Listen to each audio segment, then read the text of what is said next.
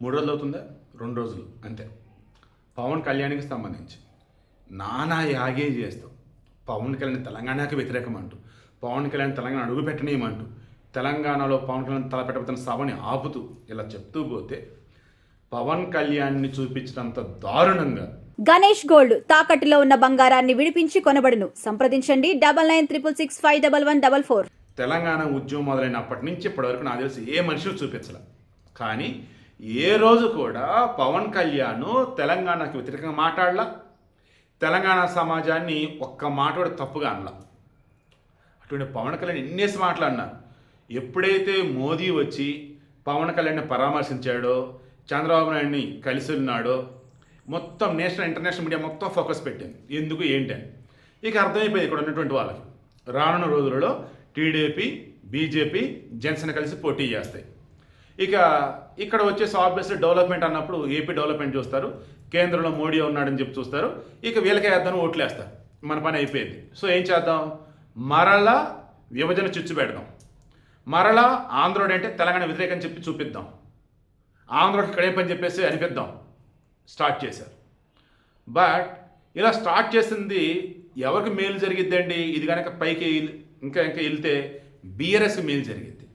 వాళ్ళే కదా మొదటి నుంచి కూడా తెలంగాణ అంటే మాది, తెలంగాణ టీఆర్ఎస్ బీఆర్ఎస్ అంటూ. బట్ ఎప్పుడైతే తెలంగాణ పేరు తీసేసి టీఆర్ఎస్లో భారత రాష్ట్రంతో భారత్ అని పెట్టున్నారో ఇక నెమ్మదిగా పాపం వాళ్ళకి మైలేజ్ తగ్గిపోయింది, ఓడిపోయారు మొన్న. ఇప్పుడు అగైన్ మరలా తీసుకురావాలి అన్నప్పుడు ఎలా అంటే రెచ్చగొట్టాలి. ఈ రెచ్చగొట్టడం ఎలా ఉండాలి? ఒరే మనకి బీఆర్ఎస్ ఉంటే తప్ప ఇది అవ్వదరా అన్న ఫీలింగ్ గడవలకి రావాలనుకున్నారు. కానీ పవన్ ఏదైనా పటాపంచలు చేసి పడేశాడు. ఇంకెన్నాళ్ళు విభజనవాదం, ఇంకెన్నాళ్ళు ప్రాంతీయవాదం, ఇంకెన్నాళ్ళు ఆంధ్రుడు తెలంగాణ అంటూ అన్నదమ్ములు చిచ్చు పెడతాని చెప్పి గట్టిగా వేసుకున్నాడు.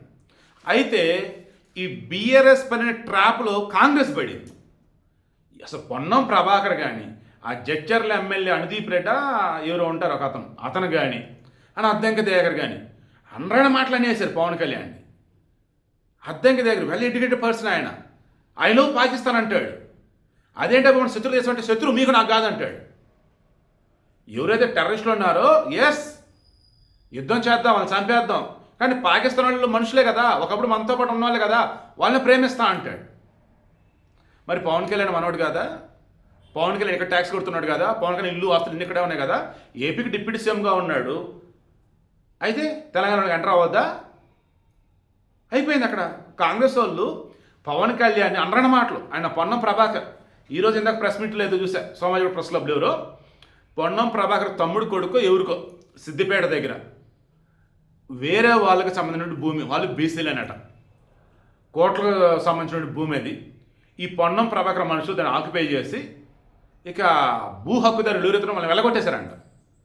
మా ల్యాండ్ మాకు ఇప్పించండి, నిజంగా మీరు కనుక నిజమైన బీసీ మంత్రి అయితే, ఆయన రవాణా శాఖ మంత్రి, బీసీ బిడ్డ అయితే ముందు మాకు న్యాయం చేయండి, మీ కుటుంబం నుంచి మమ్మల్ని కాపాడిని వాళ్ళు ఇందాక ప్రెస్ మీట్ పెట్టారు.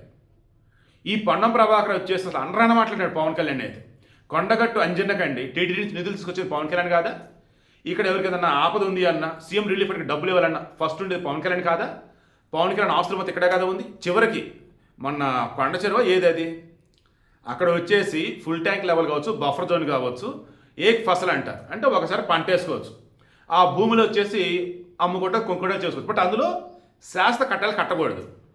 అక్కడ పవన్ కళ్యాణ్ వచ్చేసి భూమిని కొనడానికి ముందు దాదాపు ఒక 3-4 దశాబ్దాలు కంటే 30-40 సంవత్సరాలుగా చేతులు మారుతున్న ల్యాండ్ ఈయన దాకా వచ్చింది, తీసుకున్నాడు. వర్షాకాలంలో నీళ్ళు ఉంటాయి, ఆ తర్వాత పంట పండించుకుంటాడు, ప్రకృతి వ్యవసాయం. సో అవి కూడా ఒకవేళ మరలా మీరు సర్వే చేయండి. ఒకవేళ అవి కనుక ప్రభుత్వ భూములు అయితే, చెరువు భూమి అయితే ఇప్పటికీ నేను రాసిస్తాను పవన్ కళ్యాణ్ కూడా చెప్పేశాడు. అంటే ఏంటి, నేను ఏ తప్పు చేయను, నా తప్పు నేను ప్రూవ్ చేయండి, ఐఎమ్ రెడీ. నేను కొన్న భూమి వచ్చేసి ప్రభుత్వం అంటున్నారు కదా, సర్వే చేయండి, ప్రభుత్వం అయితే తీసేసుకోండి అన్నాడు.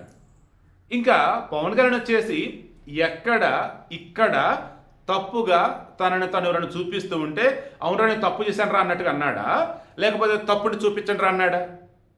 క్లియర్గా ఒకనాడు ఏం జరిగిందో చెప్పాడు. ఇందిరాగాంధీ దేశ ప్రధానిగా చేశారుగా, బట్ ఆమె ప్రాతినిధ్యం వహించినటువంటి నియోజకవర్గం ఏంట్రా ఒకప్పుడు అంటే మెదక్ నుంచి ఎందుకు పోటీ చేశారు ఎంపీగా? వేరే రాష్ట్రం ఆమె ఇక్కడికి వచ్చేసి ఎందుకు పోటీ చేసింది? ఎందుకంటే మన తెలుగులు అంత విశాల హృదయాలు కాబట్టి. మన మాజీ ప్రధాని పివి నరసింహారావు గారు, తెలంగాణ ఆయన నంద్యాల ఎంపీగా పోటీ చేస్తే ఆ రోజు ఉన్నటువంటి ముఖ్యమంత్రి మన ఎన్టీ రామారావు గారు మన పోటీ పెట్టొద్దయ్యా, పివి నరసింహారావు ప్రధాని అవుతాడు అని చెప్పాడు. సో ఇలా చెప్తూ పోతే ఆ రోజు నంద్యాలలో టీడీపీ ఫుల్ సపోర్ట్ ఇచ్చింది కాంగ్రెస్కి. కారణం మన పివి నరసింహారావు. ఆ తర్వాత రిమైనింగ్ కూడా చెక్ చేసుకుంటా పోతే చాలా కేరళ వైనాడు ఎక్కడ రాయబరేడు ఉత్తరప్రదేశ్లో, ఎక్కడ కేరళ వైనాడు రాహుల్ గాంధీ పోటీ చేశాడుగా. మళ్ళీ ఆ సీటు ఈయన వేరే చోట గెలిచాడు కదా, మళ్ళీ ఆ సీటు వదలాలి కదా. ప్రియాంక వాద్రా ఆమె పోటీ చేసింది. మరి ఎక్కడెందుకు పోటీ చేసింది? కాంగ్రెస్ ఏమో డబ్ల్యూ హ్యూమ్ అనే వ్యక్తి పెట్టాడు, బ్రిటిష్ అతను. అది కాంగ్రెస్ వాళ్ళు తీసుకున్నారు. బ్రిటిష్ వాళ్ళ పార్టీ వీళ్ళు తీసుకున్నది కాక, వీళ్ళు అన్ని రాష్ట్రాల్లో వ్యాపించింది కాక, తెలుగు గడ్డ మీద, మన తెలంగాణ గడ్డ మీద హైదరాబాద్ నడిబడిన జనసేన పార్టీని ప్రకటించి ఇక్కడ జనసేన సభ పెట్టుకుంటారంటే అసలు ఊరుకోలేదు వీళ్ళు కాంగ్రెస్ వాళ్ళు. ఏమైంది అసలు? ఇక జడ్చర్ల ఎంపీ, అది ఎమ్మెల్యే, అతని పేరు నాకు గుర్తురావట్లేదు, మన వీడియో కూడా ఇచ్చాను, అనిరుద్ధ్ రెడ్డి సమేదో. అతను అనరా మాట్లాడాడు పవన్ కళ్యాణ్. డబ్బులు ఇస్తాడు మీకు కూడా పోటీ, డబ్బులు ఇస్తే చాలు మీకు కూడా సపోర్ట్ ఇస్తాడు, డబ్బులు ఇస్తాడు మీతో కూడా కలిసి ఉంటాడు, కూటమిలో భాగం అంట. ఇది వైసీపీ అతను ఒకప్పుడు జగన్కి జాన్ జిగిరి 2012 నుంచి 2018 వరకు వైసీపీలో ఉన్నాడు. వైసీపీ క్లోజ్ చేసినప్పుడు కూడా వైసీపీలోనే ఉన్నాడు, బయటికి రాలా. ఇక్కడ వైసీపీని యాక్టివ్ చేద్దామని చూశాడు అనిరుద్ధ్ రెడ్డి అనుకుంటా. బట్ జగన్ వచ్చేసి నా వల్లగదరవుని క్లోజ్ చేసిన పార్టీ అన్నాడు. ఇక అప్పుడు కాంగ్రెస్లోకి వచ్చాడు. మొన్న 2023 లక్కీలు టికెట్ వచ్చింది, గెలిచాడు. గెలిచినప్పటి నుంచి కూడా సమయం సందర్భం అనేది లేకుండా పవన్ కళ్యాణ్ అన్న మాట్లాడుతూనే ఉన్నాడు. ఇక ఈలోపు వాళ్ళు తెలంగాణ ఉద్యమంలో ఉన్నారో లేదో తెలియదు. ఇక కొన్ని యూట్యూబ్ ఛానల్సే ఉన్నాయి, ఇక పెట్టుకున్నారు. ఇక మేము జర్నలిస్టులు అంటూ నానా హడావుడి చేస్తున్నారు. ఇప్పుడు నాగేశ్వరరావు విషయంలో పవన్ కళ్యాణ్ ఏమన్నాడు? అమిత్ షా నేను మాట్లాడుకున్న మాటలు మీరు విన్నట్టుగా ఆయన అనేది అంటే మీరు అది చెప్పారే, మీరు విన్నారా, మీకు తెలుసా, ఎందుకు అలా తప్పు కదా అన్నాడు. ఇంతే. నాగేశ్వరరావు పడే వ్యక్తి ఒక మేధావి అని చెప్పుకుంటూ ప్రొఫెసర్ చెప్పుకుంటున్నటువంటి వ్యక్తి ఆయన చెప్పింది ఏదైతే ఉందో వేరే వాళ్ళు చెప్తే నేను చెప్పా అన్నాడు. నేను రీచెక్ చేసుకుంటే చెప్పాలని చెప్పేసి వెనక్కి తీసుకుంటున్నా అన్నాడు. అయిపోయింది అక్కడితో. ఈలోపు పవన్ కళ్యాణ్ ఇక్కడికి వస్తున్నాడు అనగానే ఏదో వాళ్ళ అంతర్గతంగా మీటింగ్ ఏదో పెట్టుకుంటాడు అన్నప్పుడు ఓపెన్ ఏరియా కూడా కాదండి, సెమినార్ హాల్లో ఏదో ఓన్లీ ఐడెంటిటీ కార్డులు వాళ్ళు మాత్రం అసలు జనసేన వాళ్ళు, అటువంటి దగ్గర కూడా పర్మిషన్ లేదు కాంగ్రెస్ వాళ్ళు. అంటే క్లియర్ ఇక్కడ ఒకటండి, కొంతమంది కమ్యూనిస్టులు, కొంతమంది మేధావుల ముసుగులో ఎన్డీఏని బీజేపీని మోడీని టార్గెట్ చేద్దామని చూసి మొదట అలా పడ్డారు వీళ్ళ మీద. ఇప్పుడు బీఆర్ఎస్లో ప్రాంతీయవాదం రచ్చబడతాం చూస్తున్నప్పుడు ఆ ట్రాప్లో కాంగ్రెస్ వాళ్ళు పడ్డారు. బట్ పవన్ కళ్యాణ్ ఇచ్చిన క్లారిటీ ఉంది కదా, ఎస్ నేను 11 రోజులు ఉపవాసం ఉన్నా. ఎందుకు? తెలంగాణ ఇచ్చిన విధానం నాకు నచ్చల, విభజన చేసిన విధానం నచ్చల, తెలంగాణకు మొదటి నుండి సపోర్ట్ అన్నాడు. వెంకటకృష్ణ గారు సీనియర్ జర్నలిస్ట్, ఆయన ఒక వీడియో షేర్ చేశారు. అందులో క్లియర్గా 2009 ఎన్నికలకు ముందే యువరాజ్యం పార్టీ, ప్రజారాజ్యం పార్టీ యువరాజ్యానికి సంబంధించి మన పవన్ కళ్యాణ్ అధినేత కదా, ఈయన అడిగారు, వెంకటేశ్వర అడిగారు, మరి తెలంగాణ ప్రత్యేకంగా కావాలని కోరుకుంటున్నారు కదా, మరి మీరేమంటారండి? భారతదేశం నుంచి వెళ్ళిపోవట్లేదు కదా, భారతదేశంలో భాగమే కదా, వాళ్ళు ఏది కోరుకుంటే అది రాజ్యాంగబద్ధంగా జరిగితే సంతోషం అన్నాడు. అంతే. భారతదేశం వెళ్ళిపోతానంటే నేను ఊరుకోను, భారతదేశంలో ఒక భాగం, అంతర్భాగం. నీ అయ్యే జాగీరా, తెలంగాణ వచ్చేసి నీ అయ్యే జాగీరా అని ఎవరినన్నాడు? ఏడుకు నువ్వు రావద్దు పవన్ కళ్యాణ్ అంటే వాళ్ళని అన్నాడు. ఇది అందరిదిరా, ఇది భారతదేశంలో భాగం రా బాబు, నేను రాకుండా ఎలా ఉంటాను అన్నాడు. ఎస్, భారతదేశం ఒక భాగం. ఇక్కడ పోటీ చేసే జనసేన వాళ్ళు, పవన్ కళ్యాణ్ ఏపీలో పోటీ చేస్తాడు, మీరు ముఖ్యమంత్రి అవుతారు ఎక్కడ, ఏపీలోనే దిక్కులేదు మళ్ళీ ఎక్కడ ఎట్ట అవుతానే బాబు అన్నాడు. అంటే ఏంటి? ఇక్కడ జనసేన పోటీ చేసిద్ది, పొత్తులో భాగంగా వెళ్ళిద్ది. రేపటి రోజు జనానికి ఏది కావాలో, అవసరాల రీచ్ కావచ్చు, విద్య వైద్యం కావచ్చు, డెవలప్మెంట్ కావచ్చు, ఇక్కడ ఏం జరిగింది ఇన్నాళ్ళు 2 పర్యాయాలు వచ్చేసి బీఆర్ఎస్, ఇప్పుడు ఒక పర్యాయం కాంగ్రెస్, వీళ్ళు ఏం చేశారంటే మొత్తం కూడా ఇప్పుడు ఎక్స్ప్లెయిన్ చేస్తాడు పవన్ కళ్యాణ్. ఈజీగా రీచ్ అయిపోయింది. ఓ రకంగా జనసేన గురించి అంతా మాట్లాడుకోవడానికి కన్ఫ్యూజన్లో ఉన్నటువంటి మూమెంట్లో అందరూ మాట్లాడుకునేలాగా చేశారు జర్నలిస్టులు, ముస్లింలు, కొంతమంది యూట్యూబర్లు, ఆ ప్రొఫెసర్ లాంటి యూట్యూబరు నాగేశ్వర్, ఆ తర్వాత వచ్చేసి కొన్ని ఛానల్స్, కొన్ని పేపర్లు, ఇవన్నీ ఒక ఎత్తు అయితే మొన్న వచ్చి ఆయన సభ రద్దు చేయగానే ఇంకా హైలైట్ అయిపోయింది. అప్పుడు పవన్ కళ్యాణ్ ఇంటి దగ్గర మాట్లాడుతుంటే మీడియా మొత్తం బయట మీడియానే ఉంది. అసలు నాకు తెలిసి ఒక ప్రధాని కూడా అంతమంది మీడియా వాళ్ళు రారు, మొత్తం మీడియానే అంత కవరేజ్ ఇచ్చేసారు వాళ్ళు. So grand success. తెలంగాణ ఆవిర్భావ దినోత్సవం రోజు జనసేన ఆవిర్భావం అన్నట్టుగా అయిపోయింది ఇక్కడ.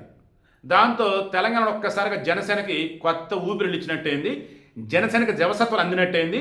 రానున్న రోజుల్లో ఏ ఎన్నిక జరిగినా జనసేన ఇక్కడ కీలకమైనటువంటి ఇంపాక్ట్ చూపించిద్ది. ఎన్నికలలో ఎవరు గెలవాలి ఎవరు ఓడాలన్నప్పుడు జనసేన అత్యంత కీలకమైంది. అవునా కాదన్నది మీ గుండెల మీద చేసుకుని ఆలోచించండి. ఖచ్చితంగా జనసేన పవన్ కళ్యాణ్కి తిరుగులేని విధంగా భవిష్యత్తులో తెలంగాణలో అధికారంలో భాగం కావటం గ్యారెంటీ. వాళ్ళు ముఖ్యమంత్రి అని అనను. ఏపీలో కూటమిలో ఎలాగైతే భాగమయ్యారో ఇక్కడ కూడా అటువంటి కూటమిలో భాగం అవ్వచ్చు ఆయన. వాళ్ళ పార్టీ వాళ్ళు అవుతారు. ఇది నేను అంటుంది. జనసేన గురించి జనం ఆలోచన మొదలెట్టారు. జనసేనను చూసి కాంగ్రెస్, బీఆర్ఎస్, మిగతా పార్టీలు భయపడుతూ ఉన్నాయి. అది చాలదా జనసేన ఉనికిని చాటడానికి? ఇదేనండి పవన్ కళ్యాణ్ అంటే. ధర్మంగా ఉంటాడు, నీతిగా ఉంటాడు, నిజాయితీగా ఉంటాడు. అదే జనసేనకి అసలైనటువంటి ఆయుధం, బలం.